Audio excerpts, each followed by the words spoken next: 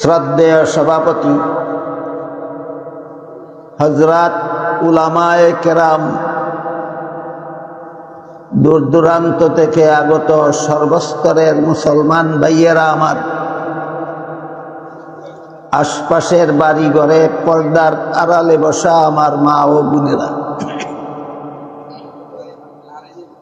মুসলমান হিসাবে আমাদের সকলের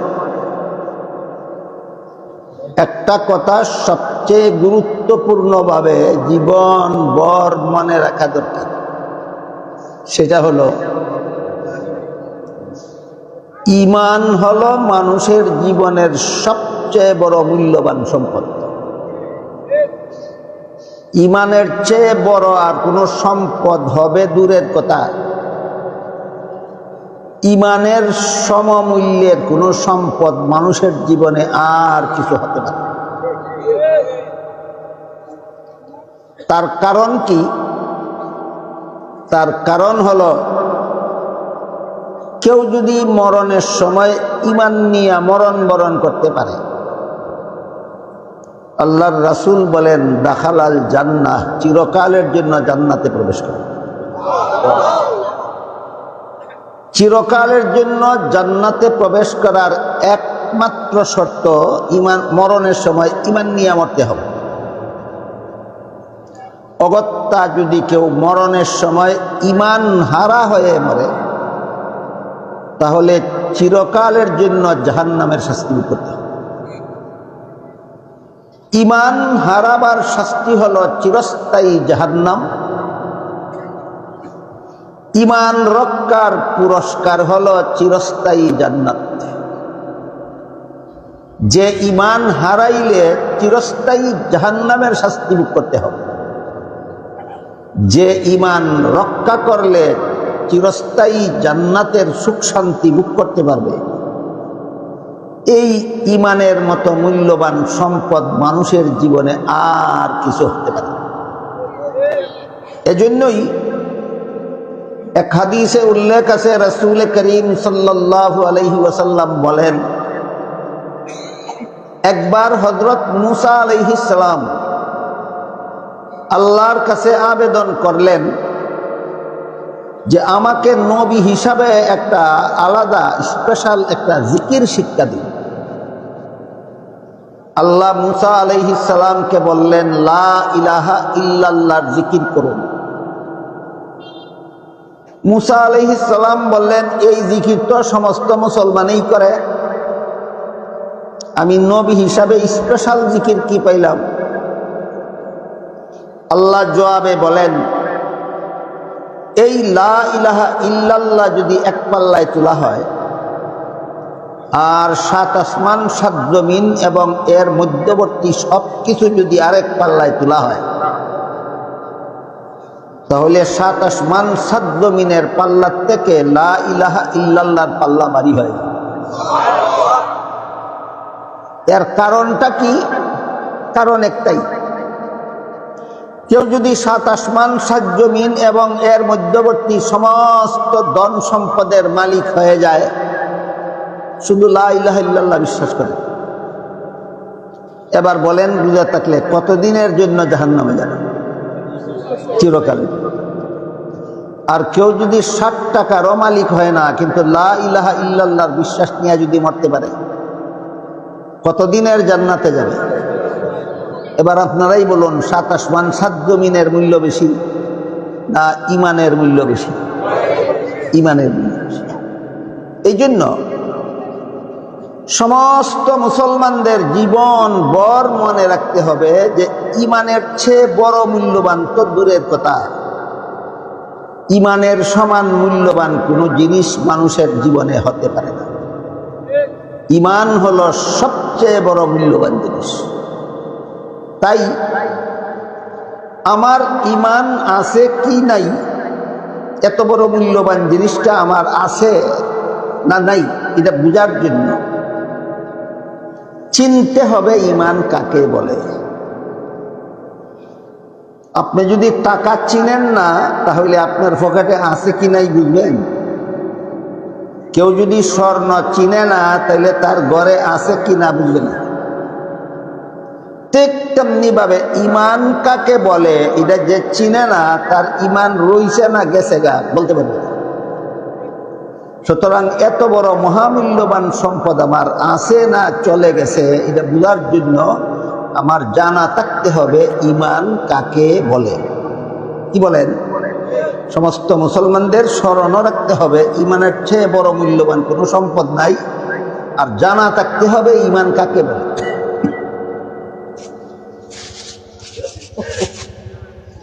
এ মর্মে এক হাদিসে উল্লেখ আছে হযরত জিবরিল ফেরেশতা মুহাম্মদুর রাসূলুল্লাহ সাল্লাল্লাহু আলাইহি ওয়াসাল্লামকে জিজ্ঞাসা করেছিলেন মাল ঈমান, এর অর্থ হলো ঈমান কাকে বলে। জবাবে রাসূল করিম সাল্লাল্লাহু আলাইহি ওয়াসাল্লাম বলে দিয়েছিলেন 6টা কথা বিশ্বাস করার নাম ঈমান। কয়টা? 6টা। 1 নম্বরে আল্লাহ বিশ্বাস করা, 2 নম্বরে ফেরেশতা বিশ্বাস করা, 3 নম্বরে আসমানি কিতাব তথা কুরআন বিশ্বাস করা, 4 নম্বরে নবী রাসূল বিশ্বাস করা, 5 নম্বরে তকদীর বিশ্বাস করা, 6 নম্বরে আখিরাতের চিরস্থায়ী জীবন। কটা হইল? আল্লাহ বিশ্বাস, ফেরেশতা বিশ্বাস, কুরআন বিশ্বাস, নবী রাসূল বিশ্বাস, তকদীর, আখিরাত। কটা হইল? এই 6টা কথা বিশ্বাস করার নাম ঈমান। এখানে একটা আশ্চর্য ব্যাপার আছে, বড় মজার ব্যাপার আছে। সেটা হইল কুরআনের ভিতরে 6 কথা আছে, 6 কথার ভিতরে কুরআন আছে। এটা একটা আশ্চর্য ব্যাপার না? গ্লাসের ভিতরে পানি থাকে, পানির ভিতরেও কি ওই গ্লাসটা থাকে? থাকে না। এই যে বাল্বের ভিতরে তার আছে, তারের ভিতরেও কি বাল্ব আছে? না, থাকে না। বোতলের ভিতরে পানি আছে, পানির ভিতরেও কি বোতল আছে? না, থাকে না। কিন্তু ঈমান আর কুরআন এমন একটা জিনিস, ঈমানের কথা কুরআনে আছে, কুরআনের কথা ঈমানে আছে।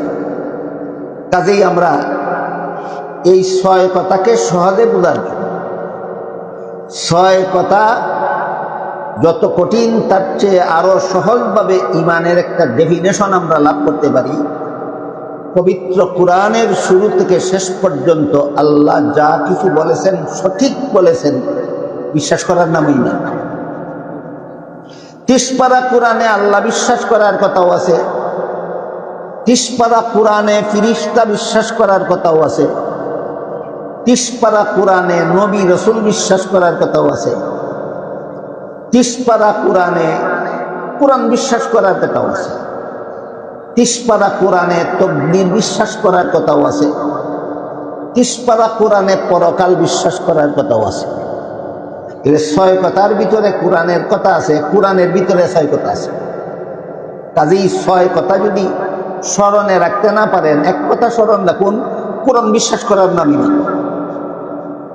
শর্টকাট হইল কিনা? ঈমানের সংজ্ঞাটা, ঈমানের পরিচয়টা খুব সংক্ষিপ্ত এবং স্মরণ রাখার জন্য সহজ হইল কিনা? কুরআনের সব কথা সঠিক বিশ্বাস করার নাম ঈমান। দেখুন তো এই কথাটা আল্লাহ কোরআনে কত চমৎকার ভাবে বলেছেন। আল্লাহ বলেন আমানার রাসূলু বিমা উনজিলা ইলাইহি মির রাব্বিহি ওয়াল মুমিনুন। রাসূলের কাছে আল্লাহর পক্ষ থেকে যা কিছু নাজিল করা হয়েছে। কেউ বলতে পারেন আল্লাহর পক্ষ থেকে রাসূলের কাছে কি নাজিল করা হয়েছে? কুরআন। আল্লাহর পক্ষ থেকে রাসূলের কাছে কি নাজিল করা হয়েছে? কুরআন। আল্লাহ বলেন এই কুরআনের উপর রাসূলও ঈমান আনছেন, এই কুরআনের উপর মুমিনরাও ঈমান আনছেন। রাসূলের ঈমানও হইল কুরআন, মুমিনের ঈমানও হইল কুরআন। এরপরে আমাদের বুঝতে হবে কুরআনের কিছু কথা বিশ্বাস করার নাম ঈমান না কুরআনের সব কথা। এখানে আইসা যত সব গণ্ডগোল। বর্তমান সমাজের, মুসলমান সমাজের বড় বড় বুদ্ধিজীবী, বড় বড় শিক্ষাবিদ, বড় বড় পণ্ডিতদের মধ্যে এখানে আইসা যত সব গণ্ডগোল। এরা কোরআনের সব কথা বিশ্বাস করে না, কোরআনের কিছু কথা বিশ্বাস করে, কিছু কথা করে। পরবর্তী কথাগুলি বোঝার জন্য আপনারা একটু দয়া করে বলুন তো, কোরআনের কিছু কথা বিশ্বাস করার নাম ইমান না সব কথা? কোরআনের সব কথা বিশ্বাস করার নাম ইমান। কোরআনের কিছু কথা বিশ্বাস করে কিছু কথা বিশ্বাস না করলে একেবারে সম্পূর্ণ বেঈমান। এর একটা সহজ উদাহরণ দিই আপনারা, আমি আশা করি সবাই বলতে পারবেন উযুর কত ফরজ? ক ফরজ? 4 ফরজ। মুখ ধোয়া, হাত ধোয়া, মাথা মাসে করা, ফাও দুইলে পরে এই উযু দিয়া নামাজ পড়ন যাব, যেত না? পড়ন যাব। একজনে মুখ ধুইল, হাত ধুইল, মাথা মাসে করলো, শুধু ফাও ধুইল না, কোনো ফরজই আদায় করলো না, না 3 ফরজ আদায় করলো, বাকি রইল কটা? ইটা দিয়া 4 রাকাত নামাজ পড়লে 3 রাকাত হইব না? মুডে হইতো না। তাহলে 4 ফরজের 3 ফরজ আদায় করছে না, তাহলে ইউদু দিয়া 4 রাকাত নামাজ পড়লে 3 রাকাত হইতো না কেন? এই প্রশ্নের যেই জবাব, কোরআনের অনেক কথা বিশ্বাস করছে না, 1-2টাও বিশ্বাস করলে কি হইব? ওই প্রশ্নেরও সেই লোক। বিষয়টা কি বুঝাইতে পারলাম? উযুর যেমন 3 ফরজ আদায় করার পরেও 1 ফরজ আদায় করার বাকি থাকলে মোটেও উযু হয় না, ঠিক তেমনি ভাবে কোরআনের কিছু কথা, অনেক কথা বিশ্বাস করার পরেও 1-2টা কথা না মানলে ঈমান থাকে না। ঈমান যে আমার জীবনের সবচেয়ে বড় সম্পদ, যা থাকে কিভাবে আর যায় কিভাবে জানার লাগবে। কোরআনের সব কথার উপর যদি আমার বিশ্বাস থাকে তাহলে আমার ঈমান থাকে। কোরআনের কোনো কথার প্রতি যদি আমার আপত্তি থাকে তাহলে আমার ঈমান যায়। আমি কি আপনাদেরকে বুঝাইতে পারলাম ঈমান থাকে কেমনে, যায় কেমনে? কোরআনের সব কথার উপর যদি আমার বিশ্বাস থাকে, ঈমান আমার থাকে। আর কোরআনের কিছু কথার বিরুদ্ধে যদি আমার আপত্তি থাকে, ঈমান থাকে না যায়? ঈমান যায়। আর কোরআনের সব কথা বিশ্বাস করা তো দূরের কথা, কিছু কথা অবিশ্বাস করে, শুধু করে না, বরং কোরআনের কিছু কথা নিয়ে মস্কারি যদি করে, কোরআনের কিছু কথা নিয়ে যদি তামসা করে, জঘন্যতম বেঈমান। কোরআনের 2-1টা কথা বিশ্বাস না করলে বেঈমান, আর কোরআনের কোনো কথা নিয়ে মস্কারি করলে জঘন্যতম বেঈমান। বেঈমানে বেঈমানে বেশ কম আছে না? তাইলে 2-4টা কথা কোরআনের অমান্য করলে এই বেঈমান, আর কোরআনের কোনো কথা নিয়ে মস্কারি করলে জঘন্যতম বেঈমান। 2টা কথার 2-1টা উদাহরণ। আজকাল আমাদের সমাজের মধ্যে অনেক বড় বড় শিক্ষিত মুসলমান আছেন যাদের কোরআনের বিভিন্ন কথার বিরুদ্ধে আপত্তি আছে। এর মধ্যে একটা কথা, কোরআনের বিধান মতে একজন পুরুষ একত্রে 4 জন স্ত্রী রাখতে পারে। জানুন আশা করি আপনারা, কোরআনের বিধান মতে একজন পুরুষে একত্রে কতজন স্ত্রী রাখতে পারে? খামখেয়ালি করে না, দরকারে, বিনা শর্তে না, কতগুলি শর্ত সাপেক্ষে। খামখেয়ালি করে 2 বউ রাখবো না বিশেষ দরকারে? বিশেষ দরকার, যেমন এক বউ আছে এমন অসল, সংসারের কোনো কাজ করবো দূরের কথা, তার জন্য আরো 3 জন খাদেম লাগে, তারে ওষুধ খাওয়াইতে আর হত্যা দেখতে দিতে। ধরেন একটা কথা, একবারের বউ যদি এরকম অসল হয় যে তার খেদমতের জন্য আরো 3 জন লোক লাগে, তো তার স্বামী কি আনন্দবাজার দোকানে সারাদিন বেচা কিনা করবো না বউয়ের খেদমত করবো? কোনটা করবো? বেচা কিনা করলে তার বউয়ের খেদমত কেটা করবো? বাধ্য হইয়া আরেকটা বউ আনার লাগবো যাতে নয়া বউয়ে পুরান বউয়ের খেদমতটা করতে পারে। বলেন এই লোকটা কি বিলাসিতার বিয়া করলো না টেকা বসত? একজন মুসলমান পুরুষ সর্বোচ্চ 4 জন পর্যন্ত স্ত্রী রাখতে পারে। আরো কিছু শর্ত আছে, শুধু টেকা বসত বউ একজন ঘর আনলে হইতো না, 2 বউরে সমান দৃষ্টিতে দেখতে হবে, বরণ পোষণ সমানভাবে দিতে হবে, সমমানের খানা দিতে হবে, সমান মূল্যের পোশাক দিতে হবে, সমান দামের বাসস্থান দিতে হবে, সমান সমান সময় দিতে হবে। শর্ত নাই? শর্ত নাই? শর্তগুলি লঙ্ঘন করিয়া কেউ যদি ঠেকা ছাড়া শর্ত লঙ্ঘন করিয়া শুধু শুধু মনের খাইছে 2 বউ রাখে, করো 3 বউ রাখে, এক বউরে একদিন টাইম দেয় আর এক বউরে 3 দিন টাইম দেয়, এমন মুসলমান মনে হয় বাংলাদেশও নাই। আর হাদিস শরীফে আল্লাহ রসুল বলেন, এই মুসলমানটা হাসরের মাটিতে দাঁড়াইবে, তার মাথার থেকে ফাউ পর্যন্ত অর্ধেক অঙ্গ কাটতে ফালাই দেওয়া, অর্ধেক অঙ্গ লিয়া দেবে, এক বাজুর হাত নাই, এক বাজুর পাথর নাই, এক বাজুর ফাউ নাই, এই অবস্থায় হাসরের মাঠে দাঁড়াইবে। কেন? তুমি যেমন 2 বউরে 2 নজরে দেখছ, তোমার 2 সাইডে আল্লাহ হাসরের মাঠে 2 নজরে দেখবে। উভয়টা সাইড কেন কইলাম? একের বেশি বউরা কোন জায়েজ আছে, খামখেয়ালির ব্যাপার নয়, অনেক কঠিন শর্ত আছে এবং অনেক কঠিন প্রয়োজনের কথা উল্লেখ আছে। যাই হোক, কোরআনের বিধান মতো এই সমস্ত শর্ত সাপেক্ষে একজন মুসলমান পুরুষে একের বেশি বউ সর্বোচ্চ 4 জন পর্যন্ত রাখতে পারে, কিন্তু কোরআনের বিধান মতে একজন মহিলা একের বেশি স্বামী রাখতে পারে না। আশা করি উভয়টা বিধান কোরআনের আপনারা জানেন, জানেন না? এক পুরুষে 4 বউ রাখতে পারে, এটাও কোরআনের বিধান। এক মহিলা একের বেশি স্বামী রাখতে পারে না, এটাও কোরআনের বিধান।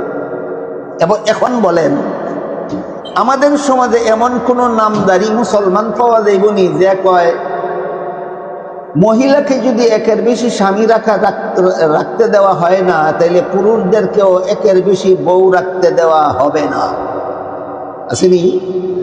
আছে, আছে। যারা জানেন না একটু খোঁজখবর লিয়া দেখেন, আছে। অশিক্ষিত না, শিক্ষিত, শিক্ষিত। এমন শিক্ষিত মহিলা আর অতীতেও ছিল, বর্তমানেও আছে, যারা কয় মহিলাকে যদি একের বেশি বউ রাখতে দেওয়া হয় না, তাহলে পুরুষকেও একের বেশি স্ত্রী রাখতে দেওয়া হবে না।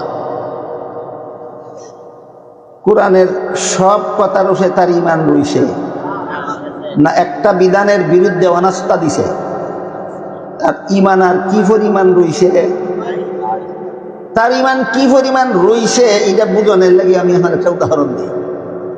ধরেন এক ব্যক্তির 4 ফরজ আদায় করে উজু করছে, হইছে নি? উজু হইছে, এরপর একটু বাইশ এটা দিছে। উজু করার পরে কি করছে? একটুখানি বাইশ এটা দিছে। ফরজ আদায় করছিল 4টা, বাইশ আসছে মাত্র 1টা। উজুর 3 ভাগ রইছে, আরো না সবটাই শেষ। ঠিক তেমনি ভাবে নামাজ বিশ্বাস করে, রোজা বিশ্বাস করে, হজ বিশ্বাস করে, যাকাত বিশ্বাস করে, ইবাদত বন্দেগী বিশ্বাস করে, আখিরাত বিশ্বাস করে, জান্নাত জাহান্নাম বিশ্বাস করে। শুধু একজন পুরুষকে কোরআনের বিধানে 4 বউ রাখার অনুমতি দেওয়া হয়েছে, বিশ্বাস করে না। ওই উজুওয়ালা বায়ু ছেড়ে দিলে তার যেমন উজুর গন্ধও নাই, এই ব্যক্তি নামদারি মুসলমানের ইমানের গন্ধও নেই। এখন প্রশ্ন হইল এই জাতীয় প্রশ্ন যে পুরুষে যদি 4 বউ রাখতে পারে, মহিলা কেন 4 বউ রাখতে পারবে না? আর মহিলা যদি একের বেশি স্বামী রাখতে পারে না, তাহলে পুরুষকে কেন 4 বউ রাখার অনুমতি দেওয়া হইল? আল্লাহ যুক্তি কিছু কম বুঝে, এই জন্য বিধানটা তো আল্লাহ। যারা এই সমস্ত যুক্তি দেয় এদের চেয়ে আল্লাহ যুক্তি কিছু কম বুঝে না। এদের বাপদাদা 14 গোষ্ঠীরে আল্লাহ বানাইছে, যে তোর বাপরে বানাইলো, যে তোর দাদারে বানাইলো, যে তোর ফরদাদারে বানাইলো, যে তোর লক্কর দাদারে বানাইলো, যে তার 14 গোষ্ঠীরে বানাইলো, হে যুক্তি বুঝে না। যুক্তি তুই বুঝস, তোর মতো বেঈমান জগতে। এই জন্য আল্লাহ কোরআনে যত বিধান দিয়েছেন, এই সমস্ত বিধানের বিরুদ্ধে যুক্তি দিলে জঘন্যতম বেঈমান বলে গণ্য হয়। কেমন বেঈমান? জঘন্যতম বেঈমান বলে গণ্য হয়। কাজেই আল্লাহ যে পুরুষরে 4 বউ রাখার বিধান দিছেন, মহিলাকে একের বেশি স্বামী রাখার বিধান দিছেন না, এর কোনো যুক্তি নেই। এই 1-2 কইছে আছে, আবার কই এরা বেশি যুক্তি বুঝে না আল্লাহ বেশি যুক্তি বুঝে? আল্লাহ কি যুক্তি না বুঝা বিধানটা দিছে, না যুক্তি বুঝা শুনলে? আপনারা যদি কোন শুনবেন, আমি যুক্তিটা একটু বলব। আল্লাহ যুক্তি না বুঝা কইছে না যুক্তি নেই কইছে? যুক্তিটা একটু শুনেন।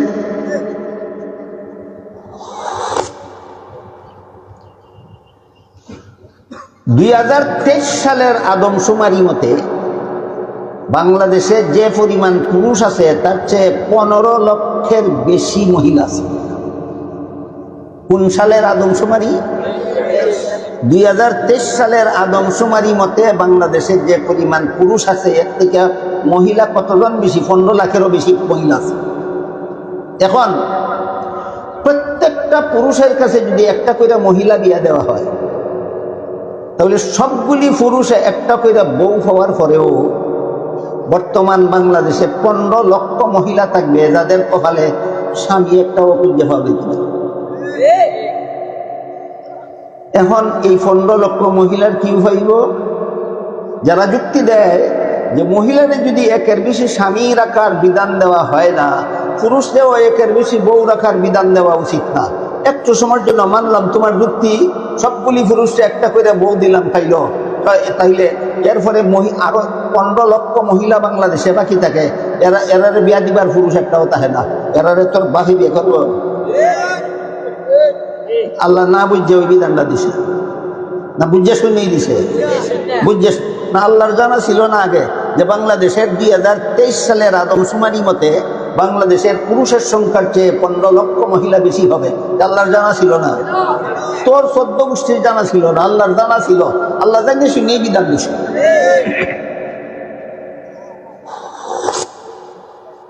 তাইলে আল্লাহ কোরআনে একজন পুরুষকে প্রয়োজনে এবং শর্ত সাপেক্ষে একের বেশি বউ রাখার বিধান দিয়েছেন, একের বেশি বউ রাখার বিধান দিয়েছেন পুরুষের স্বার্থে। একজনে জবাব দিছে, তাহলে বোঝা গেল অধিকাংশরা বুঝছেন না। আবার যেহেতু বাংলাদেশে যে পরিমাণ পুরুষ আছে এর থেকে 15 লক্ষ মহিলা বেশি আছে, প্রত্যেকটা পুরুষের কাছে একটা কইরা মহিলা বিয়া দিলে প্রত্যেকটা পুরুষ এই বউ একটা কইরা পাইল, কিন্তু মহিলা 15 লক্ষ মহিলা বাকি রইল স্বামী হওয়ার। কিন্তু আল্লাহ যেহেতু একজন পুরুষকে একের বেশি বউ রাখার বিধান দিছেন, এই জন্য 15 লক্ষ মহিলাও স্বামী হওয়ার সুযোগ আছে। হ্যাঁ, যেহেতু একের বেশি বউ রাখার বিধান আছে, কাজে একজনে বিয়া একটা করছিল, হ্যাঁ আর একটা করবো, এই 15 লক্ষর বিয়াটা এইভাবে, ঠিক আছে না? কিন্তু যদি এই এদের যুক্তিটা মান্য নেওয়া যায় যে একজন মহিলাকে যেহেতু একের বেশি স্বামী রাখতে দেওয়া হয় না, কাজেই একজন পুরুষকেও একের বেশি বউ রাখতে দেওয়া হবে না, এই যুক্তি মান্য নিলে সমস্ত পুরুষে একটা করে বউ পাইলেও 15 লক্ষ মহিলা স্বামী হওয়ার বাকি তাকে কিনা। এদের এই অভাবটা পূরণ করতে হইলে একজন পুরুষকে 2টা, আর একজন পুরুষকে 3টা, আর একজন পুরুষকে 4টা বিয়ে করতে হবে। এখন বলেন, আল্লাহ যে পুরুষকে একের বেশি বউ রাখার বিধান দিয়েছেন, তো পুরুষের স্বার্থে না মহিলার স্বার্থে? বুঝছেন? অনেক মহিলারা তো বুঝেই না, অনেক পুরুষও বুঝে না। বাংলাদেশের অনেক সরল মহিলারা তো বুঝে না যে আল্লাহ কেন পুরুষের 2 বউ রাখার অধিকার দিলে, বুঝে না মহিলা, অনেক পুরুষও বুঝে না। আপনারা আমার কথা বুঝে থাকলে বলেন, আল্লাহ যে একজন পুরুষকে প্রয়োজনে এবং শর্ত সাপেক্ষে একের বেশি বউ রাখার বিধান দিয়েছেন, এটা কি পুরুষের স্বার্থে না মহিলার স্বার্থে? মহিলার কি স্বার্থ? এই বিধান যদি দিতেন না, তাহলে বাংলাদেশের 15 লক্ষ মহিলা জীবনে জামাই একটাও হইতো না। তাহলে স্বার্থটা কার হইল? মহিলার। একটা যুক্তি বুঝে থাকলে বলেন, এই সমস্ত যুক্তিবাদীরা যুক্তি বেশি বুঝে না এরার বাপদাদা 14 গোষ্ঠীতে যে আল্লাহ সৃষ্টি করছেন উনি যে যুক্তি বেশি বুঝে? হ্যাঁ।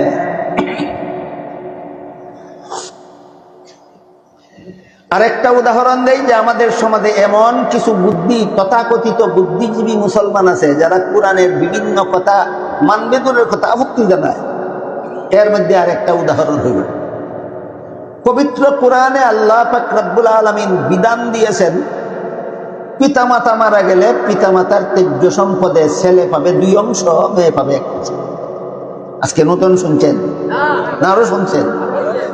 আপনারা জানাই আছে যে কোরআনের বিধান মতো মা বাবা মারা গেলে মা বাবার সম্পদে ছেলে 2 অংশ পায়, মেয়ে 1 অংশ। আপনারা জানেন কিনা বাংলাদেশে এমন যথেষ্ট পরিমাণ শিক্ষাজীবী বুদ্ধিজীবী নামদারি মুসলমান আছে যারা বলে আমরা ব্যবধান করে দেব না, আমরা সমান সমান দেব, আমরা যেহেতু সমান অধিকার চাই। সমান অধিকার চাই আমরা। ছেলেরে যেই পরিমাণ দেব, মেয়েরে সেই পরিমাণ দেব, মেয়েকে যেই পরিমাণ দেব, ছেলেকে সেই পরিমাণ দেব, যেহেতু আমরা সমান অধিকার চাই। এমন কথা কেউ বলে কিনা? দুই চারজনে না লাখে লাখে? একটারও ইমান নেই। কেন? কোরআনের বিধানের বিরুদ্ধে যুক্তি দেয়, কোরআনের বিধানের বিরুদ্ধে যুক্তি দেয়, একটারও ইমান নেই। কেন? যুক্তি দেয় বুঝাইতে চায়, যুক্তি হে বুঝে, হেরে যে বানাইছে হে যুক্তি বুঝে না। এর চেয়ে বড় জঘন্যতম বিয়াদবি আল্লাহর সাথে আর কিছু হতে পারে।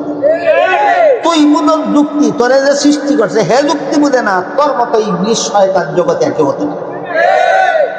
আপনারা যদি কোন তাহলে এখানে কি যুক্তি আমি একটু বলবো। ছেলের যে আল্লাহর বিধানের দুই অংশ দেওয়া হইল, মেয়ের যে এক অংশ দেওয়া হইল, এখানে যুক্তিটা। এবার যুক্তিটা শুনেন। ইসলামের বিধান মতে কোন বাবার ঘরে যদি একটা ছেলে জন্ম হয়, তাহলে এই ছেলেটারে লালন পালন করা বাবার দায়িত্ব হয়। কতদিন? ছেলেটা নাবালক থাকবে যতদিন।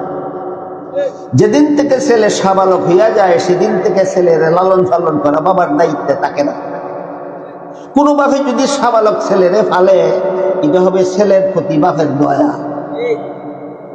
কিন্তু এই বাবার ঘরে যদি কোনো মেয়ে সন্তান জন্ম হয়, নাবালক সাবালক কোনো প্রশ্ন নাই। যতদিন পর্যন্ত বিয়ে না হবে ততদিন পর্যন্ত লালন পালন করা বাবার দায়িত্ব। এরপর বিয়ের পর থেকে মেয়েকে লালন পালন করার দায়িত্ব বর্তায় স্বামীর উপর। আর ছেলে সাবালক হওয়ার পর থেকে নিজের লালন পালনের দায়িত্ব নিজেকেই বহন করতে হয়। বিয়ে করার পর থেকে বউ ফেলার দায়িত্ব ছেলেকেই বহন করতে হয়। সন্তানাদি জন্ম হওয়ার পর থেকে সন্তান ফেলার দায়িত্ব নিজেকেই বহন করতে হয়। সুতরাং ছেলের জীবনে খরচের খাত আছে তিনটা, অংশ পাইছে দুইটা। এই কথাটা মনে রাখেন। ছেলের জীবনে খরচের খাত আছে তিনটা। সাবালক হওয়ার পর থেকে নিজের লালন পালন, বিয়া করার পর থেকে বউ লালন পালন, সন্তান জন্ম হওয়ার পর থেকে সন্তান লালন পালন। কটা হইল? ছেলের জীবনে খরচ আছে তিনটা, মা বাপের সম্পদে অংশ পাইছে দুইটা। এবার আসে মেয়ের জীবনে। বিয়ার আগ পর্যন্ত লালন পালনের দায়িত্ব বাবার, বিয়ার পর থেকে মরণ পর্যন্ত লালন পালনের দায়িত্ব স্বামীর। নিজের লালন পালনের দায়িত্ব নাই, স্বামী ফেলার দায়িত্ব নাই, সন্তান ফেলার দায়িত্ব নাই। মেয়ের জীবনে খরচ নাই একটাও, অংশ পাইছে একটা। এখন বলেন, তিন খরচ হলার দুই অংশ পাইলে বেশি পায় না নাই খরচ হলার এক অংশই বেশি? পণ্ডিতে অত কথা বুঝে না, খালি বুঝে এক থেকে দুই বেশি। পণ্ডিতের ঘরের পণ্ডিত, পণ্ডিতি হিংস্র শয়তানের কাছে।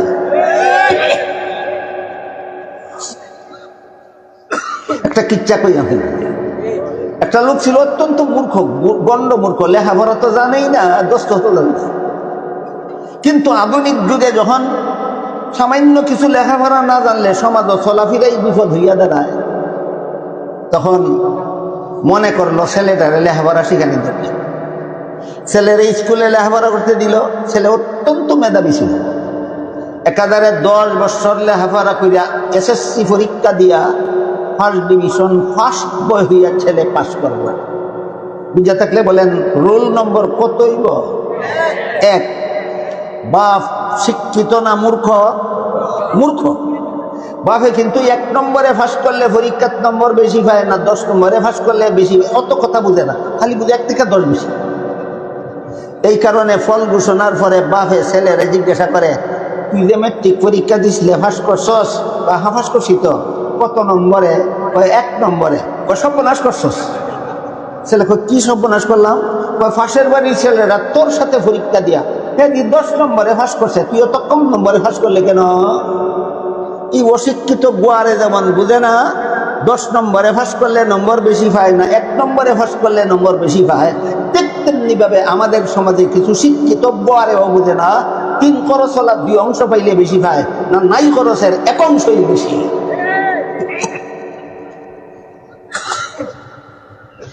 উদাহরণ বুঝে থাকলে বলেন, এরা কত নম্বর ইমানদার? একজনে মাত্র কইছেন কোরআনের কত কথা মান্য নেওয়ার নাম ইমান।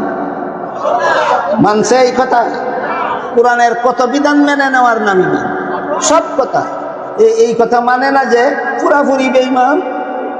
এইরকম বেঈমানের দেশটা বইরা যাইতেছে গা। আর সাধারণ মুসলমান তাদের ইমান কিভাবে হেফাজতে থাকবে, কিভাবে ইমান নষ্ট হইয়া যাবে, এই ব্যাপারে সতর্ক করাই আলেমগণের দায়িত্ব।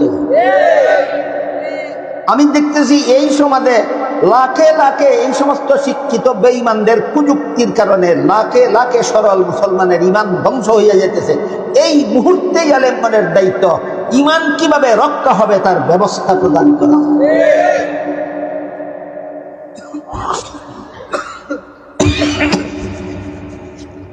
আমার জানা মতো এই যুক্তিটা বাংলাদেশে সর্বপ্রথম উঠাইছিল তসলিমা নাসরিন, যে একজন পুরুষ যদি 4টা বউ রাখতে পারে একজন মহিলাকেও 4টা স্বামী রাখার অধিকার দিতে হবে। কোরআনে মহিলাকে একের বেশি স্বামী রাখার অধিকার না দিয়া আর পুরুষে একের বেশি বউ রাখার অধিকার দিয়া কোরআনে মহিলাদের সাথে অবিচার করেছে। এই পর্যন্তই নয়, তসলিমা বলছিল মৌলবীরা যদি কোরআনের এই ভুলগুলি সংশোধন করতে পারে তাহলে আদিনুক যুগে কোরআন চালু থাকতে পারে, আর মৌলবীরা যদি কোরআনের ভুলগুলি সংশোধন করতে পারে না তাইলে আধুনিক যুগে এই কোরআন হয়ে যাবে অচল। তাহলে এই যে বিয়া শাদীর ব্যাপারে নারী পুরুষের সমান অধিকারের দাবি বর্তমান বাংলাদেশে কিছু নেতা নেত্রীর পক্ষ থেকে, কিছু শিক্ষাজীবী বুদ্ধিজীবীদের পক্ষ থেকে উত্থাপন করা হচ্ছে, আমি বলি এরা হইল তসলিমার ডিম ফুটা বাচ্চা। কার ডিম ফুটা বাচ্চা? এরা হইল তসলিমার ডিম ফুটা বাচ্চা।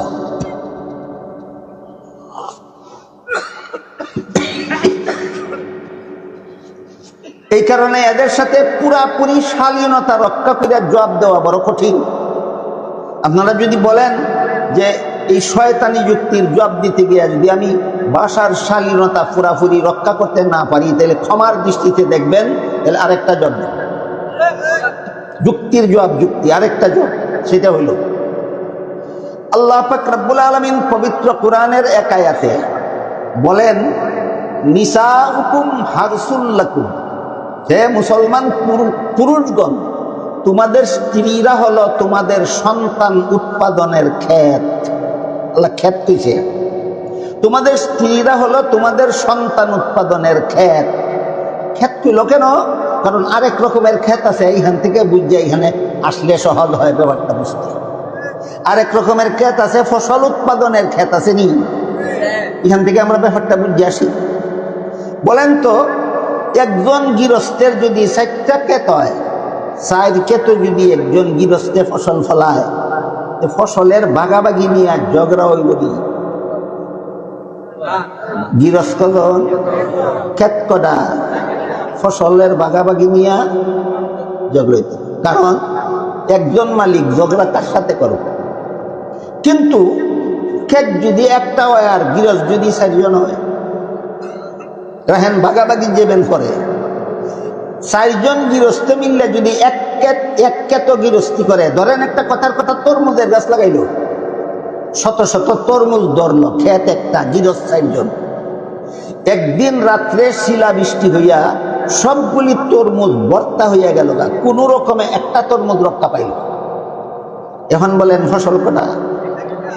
গৃহস্থগণ। এখন ভাগাভাগির জন্য সর্বপ্রথম কমপক্ষে 4টা টুকরা করতে হবে, না কাটতে তো ভাগাভাগি করণই যাবে না। 1 নম্বর এটা কাটতে 4টা টুকরা করতে হবে। 2 নম্বর টুকরা যদি সমান সমান না হয় লাগবে নি কাজ্যা, এই কাজ্যা ভাঙ্গাইব কাটায়। ঠিক তেমনি ভাবে এই তসলিমা আর বর্তমানের তসলিমার ডিম ফুটা বাচ্চাদের যুক্তি মতো যদি একটা মহিলাকে 4টা পুরুষের কাছে বিয়া দেওয়া হয়, তাইলে এহালি মূলার মতো বাচ্চা হইব না একটা তরমুজের মতো? বুঝা শুই না করি, এহালি কলার মতো না একটা তরমুজের মতো? তরমুজটারে 4 টুকরা না কইরা 4 বাফেরে দিবে কেমনে? আল্লাহ যুক্তি কম বুঝে না কি বলেন? এই সমস্ত যুক্তিবাদীদের, এই সমস্ত জ্ঞান পাপীদের চেয়ে যুক্তি আল্লাহ কম বুঝে? তোমার সন্তানকে 4 টুকরা করতে হবে 4 বাফেরে দিবার লাগে, এই বিপর্যয়ের হাত থেকে ভবিষ্যৎ প্রজন্মকে রক্ষা করার জন্য আল্লাহ পাক রব্বুল আলামিন মহিলাকে একসাথে 4 স্বামী রাখার বিধান দিয়েছেন না।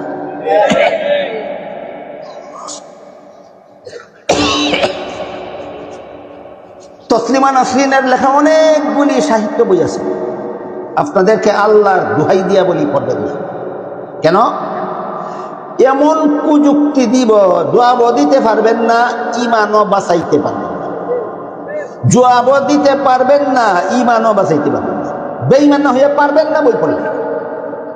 আমাদের পড়তে হয় কেন? শয়তানি যুক্তিগুলির দাঁত ভাঙ্গা জবাব দেওয়ার জন্য। যে জবাব দিতে পারে তার লাগি ফরজ জায়েজ আছে, যে জবাব দিতে পারবে না তার লাগি ফরজ জায়েজ নাই, ইমান ধ্বংস হয়ে যাবে। এই জাতীয় বইগুলির মধ্যে তসলিমা নাসরিনের লেখা একটা বইয়ের নাম আছে অপরপক্ষ। অপরপক্ষ বইয়ে তসলিমা নাসরিন লেখছে, আমার পেট আমার শরীরের অঙ্গ, আমার স্বামীর শরীরের অঙ্গ নয়, কাজেই আমার স্বামীর অধিকার নাই তার ইচ্ছা মতো আমার পেটে বাচ্চা জন্ম দেওয়ার। আমি কার কাছ থেকে বাচ্চা নেব না নেব সেটা আমার অধিকার। একটা পুরুষের স্বামী বানাইয়া তার বাচ্চা পেটে নিবে না, যার কাছ থেকে মনে চায় তার কাছ থেকে বাচ্চা নেবে। আমি আপনারা জিজ্ঞাসা করি, এমন পেটের জন্য মানুষের দরকার না এমন পেট কুত্তিরও থাকে? কুত্তি একটা কুত্তারে স্বামী বানাইয়া ভেটো বাচ্চা নেয় না, যেই কুত্তার কাছ থেকে মনে চায় সেটার থেকে। তাহলে তোর ফেটে আর কুত্তির ফেটে বেশ কম কত? বুঝে থাকতে বলেন, এদের শিক্ষা কি সুশিক্ষা না কুশিক্ষা? এদের শিক্ষা সুশিক্ষা নয়, কুশিক্ষা। এই রকমের কুশিক্ষার পার্শ্ব প্রতিক্রিয়ার সুয়া যাদের অন্তরে লাগে, এরা বেঈমান না হইয়া পারে না, বেঈমান না হইয়া পারে না। বর্তমান বাংলাদেশে আল্লাহর বিরুদ্ধে, আল্লাহর বিধানের বিরুদ্ধে, কোরআনের বিরুদ্ধে যুক্তি প্রদানকারী 2 দল। একদল শিক্ষিত আর একদল গোয়ার। কত দল? এই 2 দল বেঈমান আছে। আল্লাহর বিধানের বিরুদ্ধে যুক্তি দেয়, কোরআনের কথার বিরুদ্ধে যুক্তি দেয়। একদল শিক্ষিত আর একদল গোয়ার। একদল শিক্ষিত আর একদল গোয়ার। একটা গোয়ারে কয় আল্লাহর কথায় আগে আগে পরে মিল নাই, আগে এক কথা কইয়া পরে আরেক কথা কয়। আমি আপনাদেরকে জিজ্ঞাসা করি, কোনো মানুষ যদি আগে কোন কথা কইছিল মনে না তাহে, তাহলে পরে এর উল্টাটাও কইতে পারে? বলেন, একটা মানুষ উল্টা পাল্টা কথা কোন সময় কয়? আগের কথা মনে তাহলে না বুঝলা গেলে না? তা আল্লাহর আগের কথার সাথে পরের কথা মিল থাকবে না কেন? আল্লাহ বুঝলা দেখা, যে আল্লাহরে বুঝলা দেখে মনে করে ইমান না, নির্বেজাল বেঈমান। এমন বেঈমানি বর্তমানে কোনো গোয়ারে করছেনি বাংলাদেশ? এটা এই বেঈমান, এই শয়তান, এই দাজ্জালটার নাম কারো জানা থাকলে বলতে পারে? আবুল্লিয়া, আবুল্লিয়া, আবুল্লিয়া, বাউল্লিয়া, ফাউল্লিয়া, একটা বড় জঘন্যতম বেঈমান।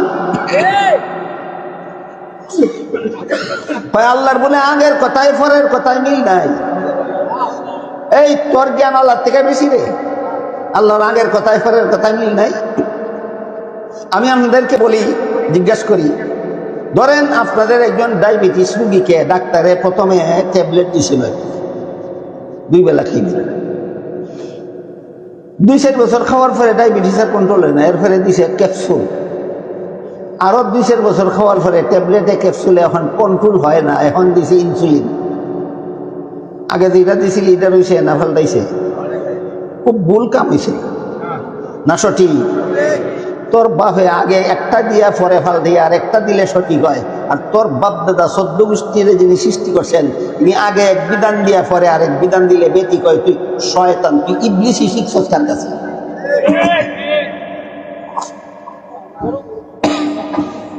আল্লাহ পাক রব্বুল আলামিন হযরত আদম আলাইহিস সালামের শরীয়তে বিধান দিয়েছিলেন, তোমার আগের বৎসরের ছেলের কাছে পরের বৎসরের মেয়ের বিয়া দাও, আর পরের বৎসরের ছেলের কাছে আগের বৎসরের মেয়ের বিয়া দাও।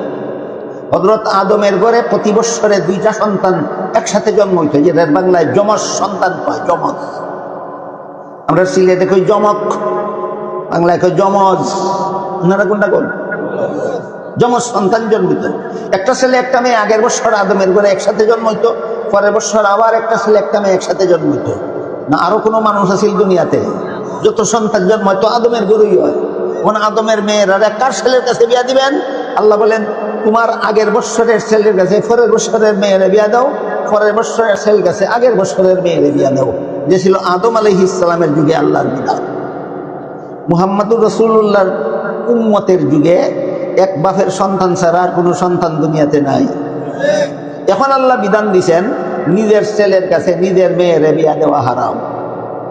এবার বলেন আদম নবীর যুগে আল্লাহ বিধান একটা দিছিলেন, মুহাম্মদুর রাসূলুল্লাহর যুগে বিধান আরেকটা দিছেন কিনা? না বুঝিয়া না অবস্থা উপযোগী। আল্লাহ যদি কোনো বিধান পরিবর্তন করেন, অবস্থা বিবেচনায় পরিবর্তন করেন, তোর মতো মস্তানি কইরা না। কাজেই এখন যদি কেউ নিজের মেয়েকে নিজের ছেলের কাছে বিয়া দিয়া কয়, এটাও তো আল্লাহর বিধানই পালন করলাম, এর মতো জঘন্যতম বেঈমান আর কেউ হতে পারে না। তাহলে আল্লাহ কি স্ববিরোধী কথা কইছে? না অবস্থা অনুযায়ী ব্যবস্থা দিছে। ডাক্তারের অবস্থা অনুযায়ী ব্যবস্থা দিলে ডাক্তারের কোনো দোষ হয় না, আর আল্লাহ অবস্থা অনুযায়ী ব্যবস্থা দিলে তুই আল্লাহর দোষ ধরস। ময়রা দেখ মাটি চলে গিয়া দেখ ফিসটা বসা আছে লইয়া। কিন্তু আমার দুঃখ এই জন্য না, এটা তো গোয়ার আবুল্লা হইল গোয়ার, এই জন্য আমি দুঃখ আমার দুঃখ হয় না। দুঃখ হয় ওই সমস্ত তথাকথিত জ্ঞানপাপী বুদ্ধিজীবীদের ব্যাপারে যারা এর পক্ষ হইয়া বিবৃতি দেয়। এমন কিছু বুদ্ধিজীবী আছে না বাংলাদেশ, যে সময় হে আল্লাহর বিরুদ্ধে যুক্তি দেয় এই সময়রাও করে না। যখন এর বিরুদ্ধে প্রতিবাদের ঝড় উঠে তখন প্রতিবাদীদের বিরুদ্ধে এই শিক্ষিত গোয়ারেরা যুক্তি দেয়। বাংলায় একটা কথা আছে, লাল কুত্তা শিয়ালের ভাই। এটা আসলে বাংলা না, এটা ফার্সি একটা প্রবাদের বাংলা অনুবাদ। ফার্সি ভাষায় একটা প্রবাদ আছে, সগে সুর বেড়াদরে গুপার, এর বাংলা হইল লাল কুত্তা শিয়ালের ভাই। কুত্তা আর শিয়াল জাতি একটা না, জাতি দুইটা, কিন্তু শিয়ালে একভাবে চিল্লি দেয়, কুত্তায় আরেকভাবে চিল্লি দেয়। শিয়ালে একভাবে চিল্লি দেয়, কুত্তা আরেকভাবে চিল্লি দেয়। হঠাৎ একদিন দেখে লাল একটা কুত্তা ইয়ার যেমন উয়া হুয়া কুইয়া ডাক দিছে, কুত্তায় উ কুইয়া ডাক দিছে। ওই দুইটার ডাক যখন একরকম, তাহলে লাল কুত্তাটাও শিয়ালের ভাই। ঠিক তেমনি ভাবে আবুল্লাহ গোয়ার অশিক্ষিত হে যখন আল্লাহর বিরুদ্ধে কটূক্তি করছে, এই সময় সমস্ত বুদ্ধিজীবীরা কাউ করে না, চুপ। যখন এর বিরুদ্ধে প্রতিবাদের ঝড় উঠেছে, তখন এই শিক্ষিতরা প্রতিবাদীদের বিরুদ্ধে মুখ খুলছে, লাল কুত্তা শিয়ালের ভাই। ফার্সি ভাষারটা কইলাম, এখন সিলেটি ভাষারটা কই। সিলেটে একটা কথা আছে, সুরে সুরে খালাত্তো ভাই, তিন সুরে আলি। আলি বুঝুন না, বিসি না, হালি হালি সাইডটা দেয় হালি হয়, সাইড কলায় কি হয় এই রকম হালি। তো সিলেটি ভাষার একটা কথা আছে, চুরে চুরে খালাত্তো ভাই, তিন সুরে আলি, এক সুরে বিয়া করে আরেক সুরে শালি। ঠিক এই অবস্থাটা হইল এই অশিক্ষিত গোয়ারদের আর শিক্ষিত গোয়ারদের অবস্থা। একটা অশিক্ষিত মুরতাদ বেঈমান নাস্তিক আল্লাহর বিরুদ্ধে কটূক্তি করেছে, তখন এই সমস্ত শিক্ষিত মুরতাদের দল চুপ করেছে। যখন এর বিরুদ্ধে প্রতিবাদের ঝড় উঠেছে, প্রতিবাদীদের বিরুদ্ধে শিক্ষিত এই লাল কুত্তার ভাইয়েরা, এই এক চুরে বিয়া করে আরেক চুরের শালিওয়ালারা তখন প্রতিবাদীদের বিরুদ্ধে বিবৃতি দেয়। আল্লাহর বিরুদ্ধে কথা বলে সময় বিবৃতি দেয় না, প্রতিবাদ যারা করে এদের বিরুদ্ধে বিবৃতি দেয়। এরারই কয় চুরে চুরে খালাত্তো ভাই, তিন চুরে আলি, এক চুরে বিয়া করে আরেক চুরে শালি। এই সমস্ত নাস্তিক মুরতাদ বেঈমান অশিক্ষিত শিক্ষিত যারাই গজাইছে বাংলাদেশে, এই মুহূর্তেই যদি এদের বিরুদ্ধে আপনারা রুখে দাঁড়াতে না পারেন, আপনাদের ভবিষ্যৎ প্রজন্মকে বেঈমান না বানাইয়া দুনিয়ার থেকে যাইতে দিবেন। আপনারা যদি চান আপনাদের কলিজার টুকরা ভবিষ্যৎ প্রজন্ম ইমান নিয়ে বাঁচুক, ইমান নিয়ে মরুক, পরকালে জাহান্নাম থেকে বাঁচুক, জান্নাতের অধিকারী হোক, মহামূল্যবান সম্পদ ইমান নিয়ে যদি চান আপনাদের সন্তানরা দুনিয়া আখিরাতে ইমান রক্ষা করুক, তাহলে এই সমস্ত মুরতাদ বেঈমান নাস্তিক এবং নাস্তিকের দূষরদেরকে বিরুদ্ধে এখনোই রুখে দাঁড়াতে হবে, এখনোই রুখে দাঁড়াতে হবে। বড় আশ্চর্য লাগে আমার, কিছু শিক্ষিত মানুষ নেতৃস্থানীয় আছে, এরা ওই সমস্ত বাউল আর ফাউলদের পক্ষে কথা কয়। তবে একটা কথা আছে, এমন শিক্ষিত নেতাও বাংলাদেশে আছে যিনি বেশ কিছুদিন আগেই কইয়া রাখছে, শরিয়া আইনে আমি বিশ্বাস করি না। শরিয়া আইন মানে আল্লাহর বিধান, শরিয়া আইন মানে আল্লাহর বিধান। 5 বেলা নামাজ ফরজ আল্লাহর বিধান নেই। যদি কেউ কয় বিশ্বাস করি না, রমজান মাসে রোজা রাখা আল্লাহর বিধান নেই, কেউ যদি কয় বিশ্বাস করি না, এখানে একটা কথা ক্লিয়ার হওয়া দরকার। একজন মুসলমানে বিশ্বাস করে 5 বেলা নামাজ পড়া ফরজ, কিন্তু পড়ে না, তার গুনাহ আছে, শাস্তি আছে, কিন্তু ঈমান ধ্বংস হবে না। বুঝুননি কথা দেখুন, একজন মুসলমান বিশ্বাস করে রমজান মাসে রোজা রাখা ফরজ, কিন্তু রাখে না, বেঈমান হবে না শুধু গুনাহগার হবে? তোমার গুনাহ আছে, শাস্তি আছে, কিন্তু ঈমান, বেঈমান হইতো না। একজন মহিলা বিশ্বাস করে পর্দা করা ফরজ, কিন্তু পর্দা রক্ষা করে না, তার বেঈমান হবে না, তার বেপর্দা চলার গুনাহ আছে, শাস্তি আছে, কিন্তু বেঈমান হবে না। কিন্তু কেউ যদি বলে আমি 5 বেলার নামাজ ফরজ বিশ্বাস করি না, সাথে সাথে বেঈমান। কেউ যদি বলে রমজান মাসে রোজা ফরজ বিশ্বাস করি না, সাথে সাথে বেঈমান। কোন মহিলা যদি বলে পর্দা করা ফরজ বিশ্বাস করি না, সাথে সাথে বেঈমান। বুঝা থাকলে বলেন, পালন না করা আর বিশ্বাস না করা কি এক কথা?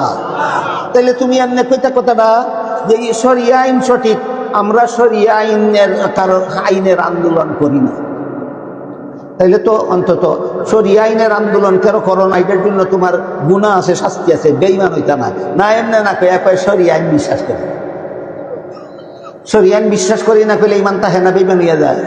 আমি আগেই বুঝি ইমান তাহে কেমনে যায় কেমনে? ইমান চিনলে তো একজনে বুঝতে পারবে, ইমান চিনেই না, তার ইমান তাহে কেমনে যায় কেমনে? গুড়ার ডিমা বুঝে না, সকালে ইমানদার থাকে বিকালে বেঈমান হইয়া যায়, বিকালে ইমানদার থাকে সকালে বেঈমান হইয়া যায়।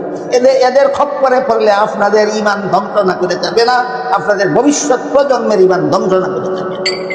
তো আমি বলতে চাইছিলাম, যে নেতা কয় আমি শরিয়া আইনে বিশ্বাস করি না, এই নেতা যদি বাউল আর ফাউল আর আবুলদের পক্ষে কথা কয়, এ তো আগেরই বেঈমান, কই তুই ভারে, এ তো আগেরই বেঈমান, কই তুই ভারে। কিন্তু যারা শরিয়া আইনে বিশ্বাসী বলেন, এরা এই সমস্ত আল্লাহরে নিয়ে যারা তামসা করে, আল্লাহর বিধানের বিরুদ্ধে যারা তিরস্কার করে, এরাও কি এই বাউল আর ফাউল মুরতাদ বেঈমানদের পক্ষে কথা বলতে পারে? সুতরাং বর্তমান বাংলাদেশে এই বাউল ফাউল আবুলদের পক্ষে যারা বিবৃতি দিচ্ছে, সত্যি লাল কুকুর শিয়ালের ভাই, চুরে চুরে খালাতো ভাই, 3 সুরে আলী, 1 সুরে বিয়া করে আরেক সুরে শালী। আরেক রকমের নাস্তিক মুরতাদ আল্লাহর বিধান বিরোধী আছে, এরা অশিক্ষিত গোয়ারও না, শিক্ষিত গোয়ারও না, এরা আলেম রূপী গোয়ার। কি রূপী? আলেম রূপী গোয়ার। আপনাদের ব্রাহ্মণবাড়িয়াতে এমন আলেম রূপী গোয়ার আছে, যেটা মাজার ফুজারি, কবর ফুজারি, এইটা ওই কুফুরি গান কয় আল্লাহর দন রসুলে দিয়া, আল্লাহ গেল গাই বইয়া, রসুলের দন খাজায় খাইয়া শুইল গিয়া, আজমিরে কেউ ফিরে না খালি হাতে, খাজা বাবার দরবার। যে কুফুরি গান, হের মাথার মধ্যে শিখের ফাগরি মতো ফাগরি বান্ধা থাকে, হের মুহের মধ্যে রবীন্দ্রনাথ ঠাকুরের দাড়ির মতো দাড়ি থাকে, এর গায়ের মধ্যে আবু জাহালের মতো লম্বা দুব্বা থাকে। আমি জিজ্ঞাসা করি, যে কুফুরি মতবাদে বিশ্বাসী, তার মাথার ফাগরির দাম কত? শিখের মাথার ফাগরির দাম যত। যে কুফুরি মতবাদে বিশ্বাসী, তার লম্বা দাড়ির দাম কত? রবীন্দ্রনাথ ঠাকুরের দাড়ির দাম যত। যে কুফুরি মতবাদে বিশ্বাসী, তার গায়ের লম্বা জুব্বার দাম কত? আবু জাহালের জুব্বার দাম যত। টুফির দাম আছে, ফাগরির দাম আছে, দাড়ির দাম আছে, জুব্বার দাম আছে, সবকিছুর দাম আছে, যদি ইমান থাকে। যদি বেঈমান হইয়া গেলে টুফির আধা পয়সার দাম নাই, বেঈমান হইয়া গেলে দাড়ির আধা পয়সার দাম নাই, বেঈমান হইয়া গেলে জুব্বার আধা পয়সার দাম নাই। এটা বুঝবার লেগে একটা সহজ উদাহরণ দিই শুনেন। আমাদের সিলেটে 1 লেখা ডাইনে শূন্য দিলে 10 হয়।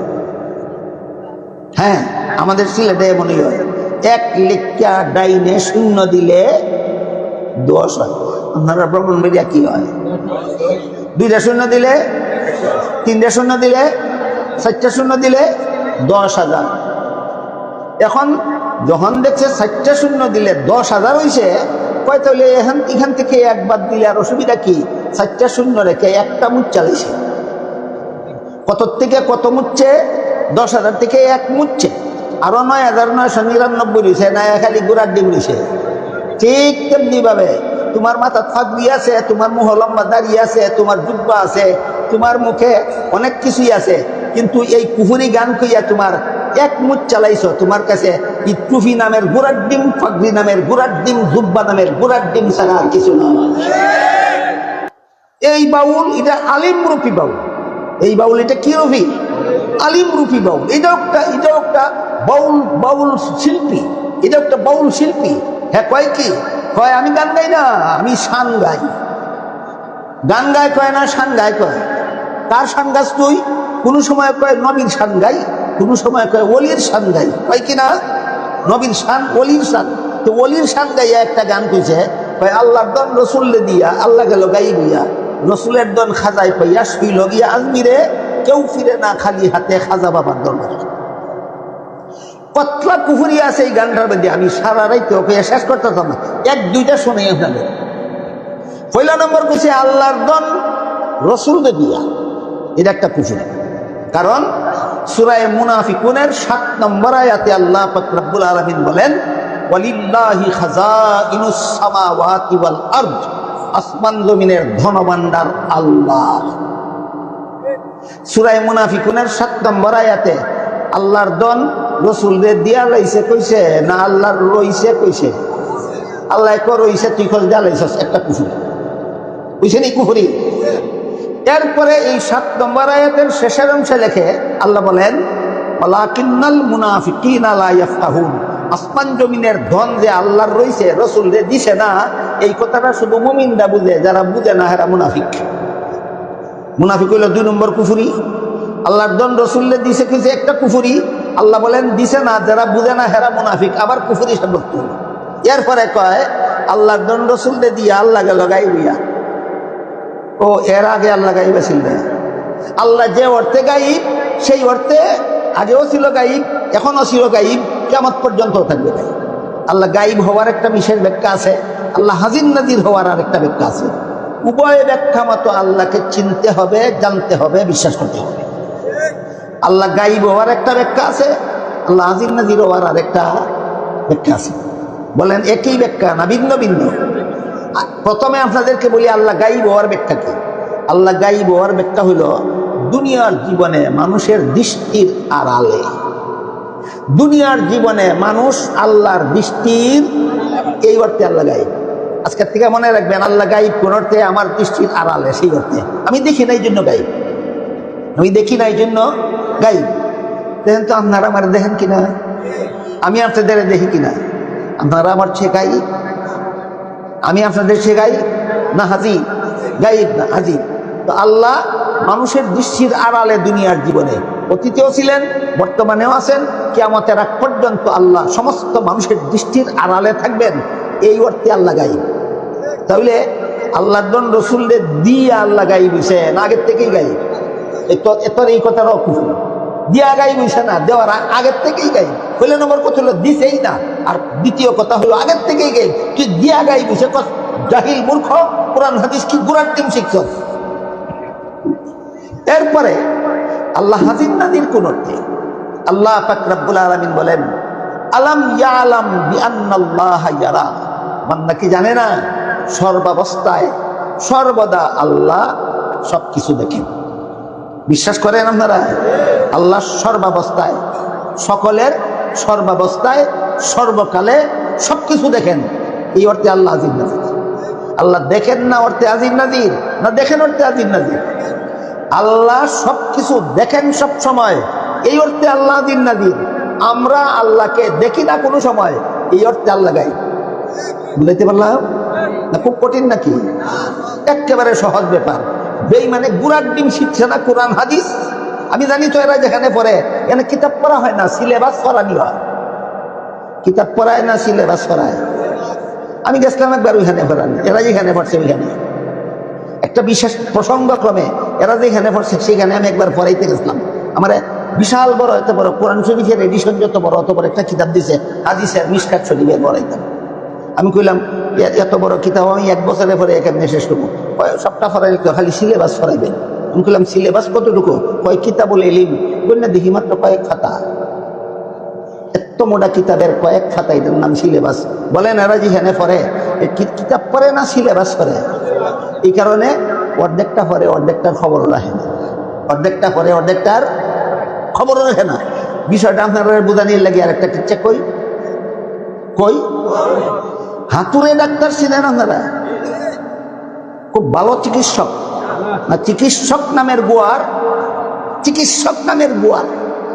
এই হাতুড়ে ডাক্তারের কাছে এই যে একরকম রোগ আছে, চোখে দেখে সন্ধ্যার সময় দেখে না, রাত কানা, এক রাত কানা চিকিৎসা করতে গেছে হাতুড়ে ডাক্তারের কাছে। ডাক্তারে কয় তোমার চিকিৎসা আমার, ডাক্তারি বই দীক্ষা করো না। রুগী কয় এটা আরো বালা, বই দীক্ষা করলে তো চিকিৎসার কোনো বলিত না। তো বই একটা লইছে, তো লইয়া উল্লাইয়া ফালদিয়া হঠাৎ কয় ভাইসি বইয়ে তোমার চিকিৎসা। বলে কি? কয় এখানে লেখছে চক্ষু রুগীকে লোহার শলাকা পুড়ে লাল করে পায়খানার রাস্তার পাশে দাগ দিতে হবে। এই দাগ দিতে হবে পর্যন্ত পৃষ্ঠাও শেষ হয়েছে, লাইনও শেষ হয়েছে। দাগ দিতে হবে পর্যন্ত কথাটা আমাদের পৃষ্ঠাও শেষ হয়েছে, লাইনও শেষ হয়েছে, কিন্তু কোনো দাড়ি কমা নাই। আপনারা বলেন তো বইয়ের শেষ লাইনে যদি দাড়ি কমা না থাকে তাহলে কথা শেষ না হওয়ার পৃষ্ঠায় বাকিটা এদের দাড়ি কমা নাই, এটা খেয়াল করছে না। এটার দিক কে কয় ফাইসি তোমার চিকিৎসা। বলে কি? লোয়ার সলা ফিরা লাল ফিরা তোমার হিন একদম 2-4 জন মানুষের কইছে যাইতে ধরছে, আর এই ডাক্তারের লোয়ার শিখ ফিরা লাল ফিরা ওইখানে রাখ দিয়া ছেড়ে দিছে। এটা ইনফেকশন হইয়া শেষ পর্যন্ত পছন্দ সে। আগে তো সন্ধ্যাবেলায় চলতে পারতো না, এখন দিনের বেলায়ও চলতে তো পারেই না। আগে তো বইতে পারতো, এখন বইতে পারে। শেষ পর্যন্ত হাসপাতাল গেছে চিকিৎসার লাগে। হাসপাতালের সার্জন জিজ্ঞাসা করে তোমার এই রোগের সৃষ্টি কেন হইল? চক্ষু রোগের চিকিৎসার থেকে সৃষ্টি হইল। হাসপাতাল কি এটা কি করে? চক্ষু রোগের চক্ষু রোগ থেকে ওইখানে কেন ইনফেকশন হয়? কোন ডাক্তারে করছে? কয় অমুক ডাক্তারে। খবর দিছে ডাক্তার সাহেব আপনি যে বই দেখে রুগীর চিকিৎসা করছিলেন বইটা লইয়া আসেন। আসে কই দেখেন তো কই হয়েছে? এই দেখেন বইয়ে লেখা আছে চক্ষু রোগীকে লোহার শলাকা দুগ্ধ করে পায়খানার রাস্তার পাশে দাগ দিতে হবে। সার্জনে সে দেখে কথা তো শেষ হয়েছে, কিন্তু লাইনও শেষ হয়েছে, কিন্তু দাড়িও নাই কমাও নাই। এর মানে কি? বাকি কথাও পৃষ্ঠা দিছে। সার্জনে কয় পৃষ্ঠাটা উল্টান তো, পৃষ্ঠাটা উল্টাইছে। পরের পৃষ্ঠার ফুল্লা লাইনে লেখা রুগীটা যদি চতুষ্পদ জন্তু হয়। বুঝছেন? বাকি কথা কোন পৃষ্ঠায়? বলেন কার চিকিৎসা কারে করছে? গরুর চিকিৎসা মানুষে করছে। কার চিকিৎসা কারে করছে? গরুর চিকিৎসা মানুষে করছে। এই সমস্ত আলিম রুফি ফাউলরা এই কোরআন হাদিস এই রকমের ফরা ফরে, এই বাজু ফরে এই বাজু ফরে না, নিজেই কোরআন টিম বুঝে না, সমাজ ইয়া শান গাওয়ার নামে কুফুরি গান গায়। কিসের নামে কি গান গায়? শান গাওয়ার নামে কুফুরি গান গায়। সবটা কই আমি আগে কিছু সারাইতে শেষ করতে পারতাম না। গানের শেষের কুফুরিটা বলি শুনেন।